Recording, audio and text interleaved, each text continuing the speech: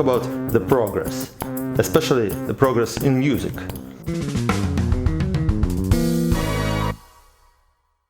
The other day I was playing some popular tunes and the question kind of pops up in my head. In the late 60s, a new musical genre emerged. It was called progressive rock, but actually first it was called progressive pop. But in the 60s, rock and it was pop. And the main claim was like regular contemporary pop music is too primitive. We want some interesting features. And one of these features was rhythm, like polyrhythms, odd time signatures, and signature changes and all of that. And a bit later in the 90s, progressive metal also came to the same conclusion.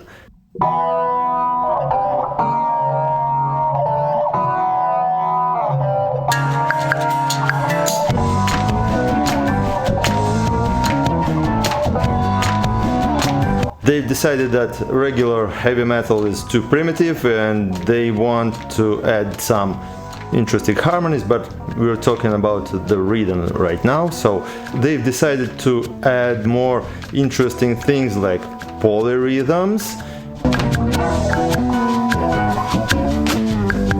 and time signature changes and all of this composite time signatures, odd time signatures and all of that.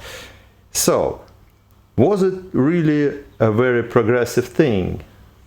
First, let's take a look at a dictionary definition of a progress. A progress is an advancement, growth, improvement and increasing differentiation.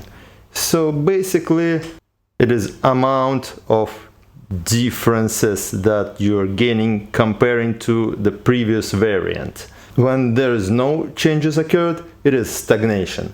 And when the results of these changes leads you back to the previous variants, it is a regress. In other words, if you are different from your parents, it is a progress. But at the same time, if you are the same as your grandparents, it is a regress. Well, let's take a listen to this piece.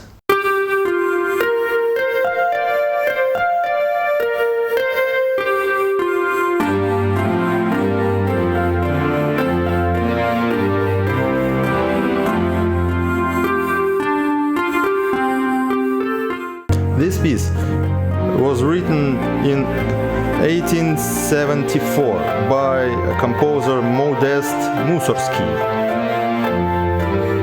and it is an opening part of his music series Pictures at an Exhibition, and it rocks. Just listen to it. He was really ahead of his time. Or you can listen to Tchaikovsky, to even Bach, and you can find all these different polyrhythms, meter changes and all of that. So, in comparison to the regular old rock, that was a progress.